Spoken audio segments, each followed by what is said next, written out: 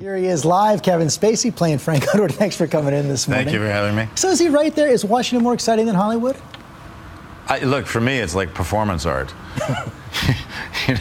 I sometimes watch it. Actually, we can get done shooting on a day, and I'll come home and turn on the news, and I'll think, our storylines are not that crazy.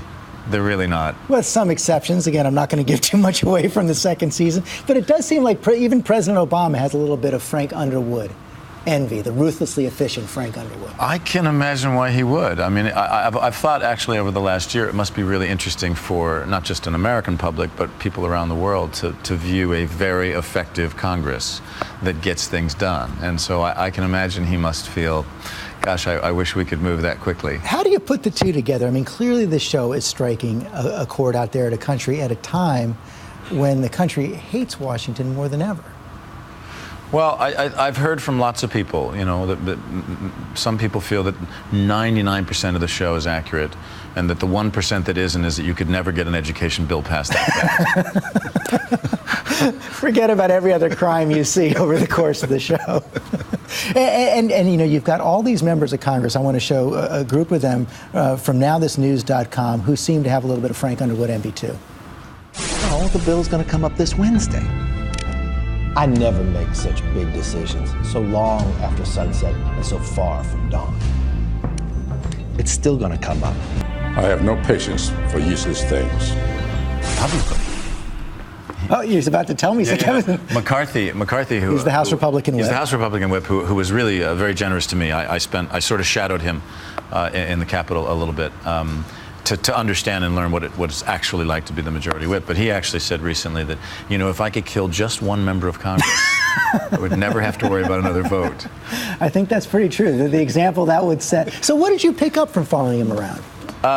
Look, it's particularly interesting for him because there are so many new members of Congress who were sort of brought in the Tea Party, and we're going to fight against Washington, and we're not going to do it the usual way, that it's very difficult to harangue 218 congressmen to vote a particular way you want them to vote. So I don't envy him the position. It's not easy, but it was for me, fascinating to go to a couple of whip meetings and actually see what the agenda is, what they're going to put out there, how they do it. And so for me, it was very helpful to understand what it's actually like to try to whip. And the show does get all those little details of the setting and a lot of the conversation exactly right. But I wonder what you make of, some critics of the show look at it and say, as you point out, a lot of people think this is the way it must be. But one, Marcia Angels, a doctor, says, blanket cynicism, talking about the show, gives the illusion of understanding, not really understanding what's going on. Well, I think that, we've also heard a lot of comparisons to, we're the antithesis of what the West Wing was. Mm-hmm. West Wing was a very, a different kind of fantasy. Yeah, a different kind of fantasy. And that, I think that what I think is very interesting is even if you look now at the way that some real politicians are being re-examined.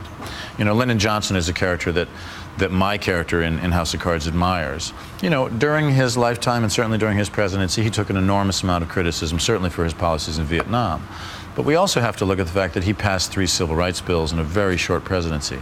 And yes, he was called ruthless and Machiavellian and SOB and a lot of things during the course of his life. But people are sort of re-examining people who were willing to do whatever they had to do. And if he had the kind of coverage going through those ruthless tactics that he would get today, going through them, he might not be able to get what he got done. Or even Abraham Lincoln. You look at the film Lincoln, which showed him as a very effective politician, willing to give positions to various people in order to get votes for something he thought was more important. And today, that would probably be a scandal. Kevin Spacey, thank you very much. House of Cards is terrific. You can see every episode on Netflix right now, and we'll be right back. Catch This Week online all week at abcnews.com, on Facebook and Twitter.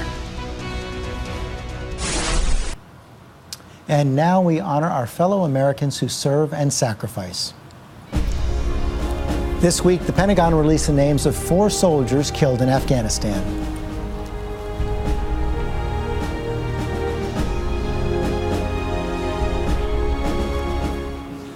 And that is all for us today. Thanks for sharing part of your Sunday with us. Check out World News with David Muir tonight, and I'll see you tomorrow on GMA.